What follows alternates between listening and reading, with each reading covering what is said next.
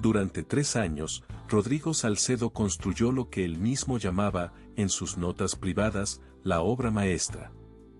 Un ingeniero civil de 44 años, meticuloso, callado, con una sonrisa que nadie recordaba como amenazante. Vivía solo en un departamento del 5º piso en una ciudad mediana, sin mascotas, sin plantas, sin nada que requiriera de su cuidado. Sus vecinos lo describían como fantasma. Cortés, pero invisible. La víctima era su socio de negocios, Marco Antúnez.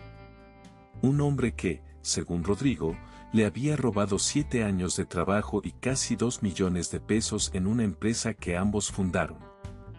Los documentos decían que Marco tenía el 60% del control. Rodrigo juraba que eso nunca fue lo acordado. Los tribunales le dieron la razón a Marco. Y Rodrigo, en silencio, comenzó a planear. Primero estudió los patrones de Marco. Sus horarios, sus rutas, sus costumbres.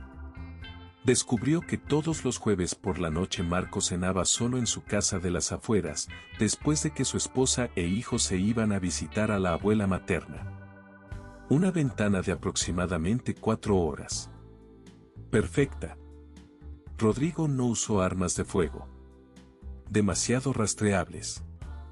No usó venenos comprados en internet. Demasiado obvios.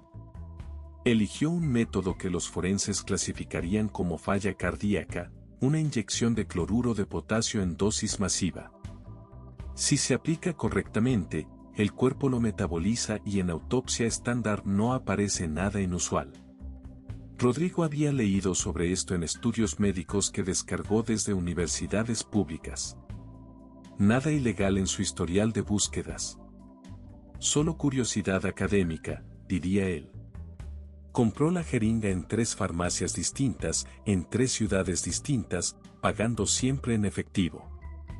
Consiguió el cloruro de potasio a través de un contacto en un laboratorio, usando un nombre falso y una historia sobre experimentos de suelos.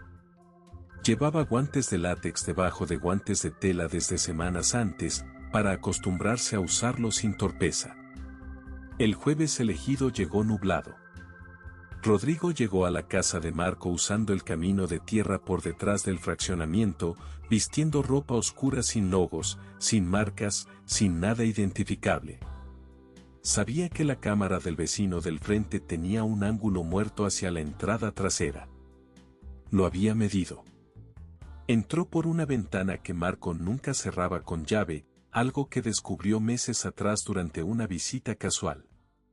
Marco estaba en la sala, con un vaso de whisky, viendo televisión.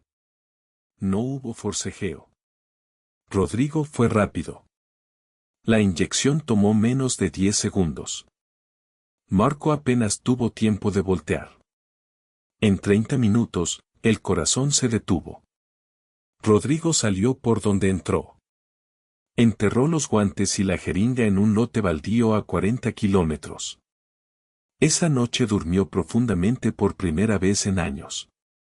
La autopsia inicial confirmó lo que él esperaba, paro cardíaco. Marco tenía historial de hipertensión. Nadie sospechó. El caso se cerró en semanas. Pero entonces apareció la detective Camila Fuentes. Camila no era parte de la investigación original. Era una analista de casos fríos que por protocolo revisaba muertes recientes con bienes en disputa legal. El nombre de Marco apareció en su pantalla porque la empresa aún tenía un litigio activo. Rutina, nada más. Camila leyó el expediente en su escritorio una mañana lluviosa, tomando café.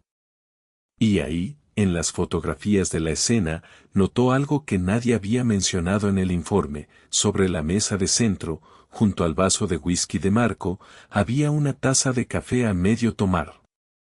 Café negro, sin azúcar, según el análisis de residuos.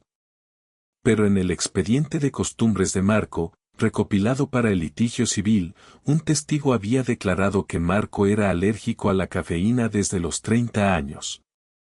Nunca tomaba café. Era un detalle menor en un documento que nadie cruzó con las fotografías del lugar. ¿Quién había tomado ese café? Camila pidió que se reabriera el análisis de la taza. El ADN en el borde no coincidía con Marco ni con nadie en su familia. Entró a la base de datos. Sin coincidencias. Pero sí encontraron una huella parcial en la parte inferior de la taza, donde los guantes no cubrían completamente si alguien la sostenía desde abajo con descuido, solo un segundo, solo para moverla del lugar y no chocarla al pasar. Rodrigo había tomado un sorbo de café esa noche. No lo recordaba conscientemente. Un gesto automático, nervioso, mientras esperaba. La taza estaba ahí y su mano la tomó sola. La huella parcial, con tecnología de reconstrucción digital, tardó 8 meses en encontrar una coincidencia en registros laborales de obras civiles. Rodrigo Salcedo. Ingeniero. Ex socio de Marco Antúnez. Fue detenido un martes por la mañana, frente a su edificio, cargando el maletín con el que iba al trabajo. No dijo nada. Solo miró al suelo. 3 años de planificación. 2 millones de pesos en disputa. Y una sola taza de café que nunca debió estar ahí.